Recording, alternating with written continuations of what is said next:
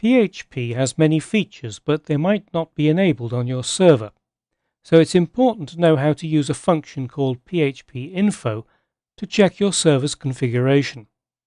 There's a link to phpinfo on the MAMP and XAMPP welcome pages, but I want to show you how to run the command yourself. First of all, you need to locate your server root. This is where all PHP files need to be stored, so they can be processed by the web server. If you installed XAMPP in the default location on Windows, the server root is located at C XAMPP htdocs. In MAMP on Mac OS X, it's at Applications MAMP htdocs. htdocs is the most common name for the server root folder, but WAMP server uses www. So does EasyPHP, and IIS serves web files from CINetPub www root. On remote servers, the server root is usually called htdocs, but public HTML is also very common. Throughout this workshop, I'm going to be using XAMPP on Windows, but it doesn't matter what your setup is. As long as you store your files in the testing server root, you should be okay.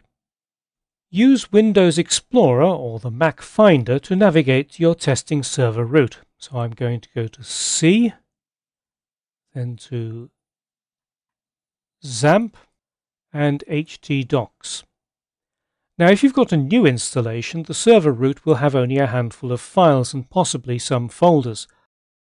In my testing environment though, I've got a large number of folders. By default, the server root supports only one website, and if you want to support more than one, you need to create a virtual host for each site. Creating virtual hosts isn't particularly difficult, but it does involve editing your computer's system files. So it's common practice to create a separate subfolder in the server root for each project, and that's what I'm going to do for this workshop. So create a new folder called Introducing PHP in the server root.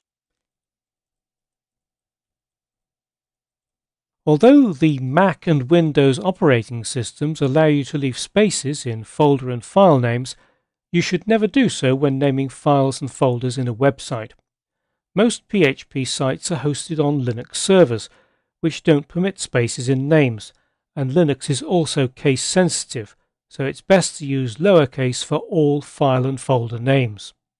Inside the Introducing PHP folder, create another folder called Setup, again using just one word and all lowercase. Open your script editor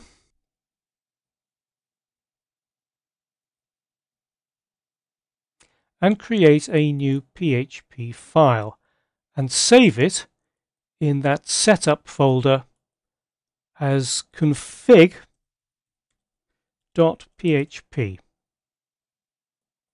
Now if the script editor has inserted any HTML code, strip it all out because you want a completely blank file, and then enter the following code: open angle bracket, question mark, PHP without any spaces, and then phpinfo, followed by a pair of parentheses, a semicolon, a space, and then question mark, closing angle bracket, and save the page.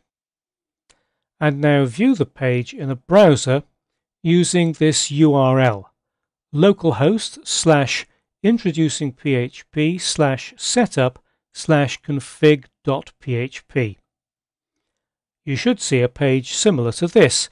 It's a very long page containing details of the PHP configuration on your testing server. If you don't see a page like this, check that your testing server is running. Also, if you're not using the default server port, make sure you add a colon followed by the port number after localhost. If you followed the instructions in the Troubleshooting XAMPP video, the port number is 8080, and if you chose to use the MAMP defaults, the port number is 8888. Other things to check are that your script editor hasn't saved the file in a different format, such as rich text format, or it's added a different file name extension after the .php. If your operating system hides file name extensions, turn on the option to display them.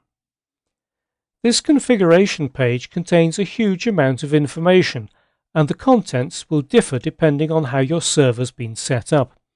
You don't need to worry about most of it, but I'd like to highlight some of the most important points.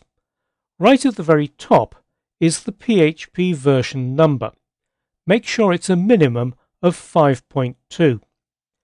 A bit further down, loaded configuration file indicates the location of the active version of php-ini. This is the file you need to edit to change any of the configuration settings.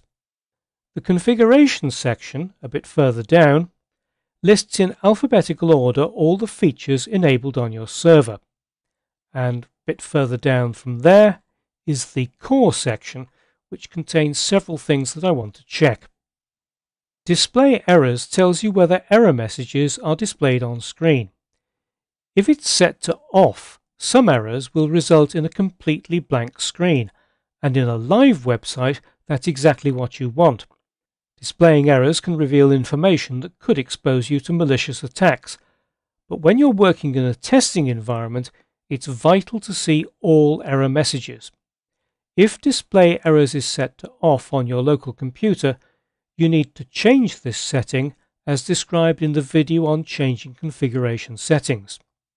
Error reporting a bit further down is a numeric value.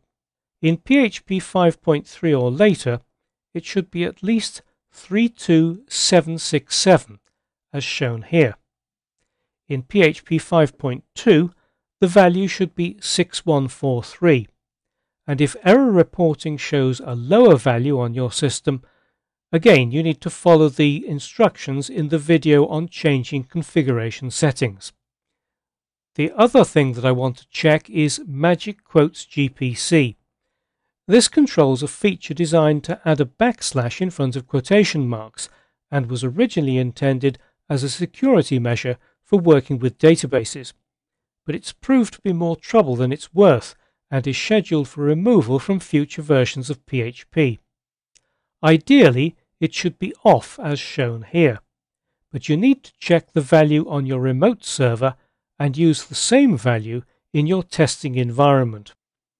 Those are the most important settings. If you ever ask for help with a PHP feature not working as expected, the first question you are likely to be asked is whether you've run phpinfo to check whether the feature is enabled.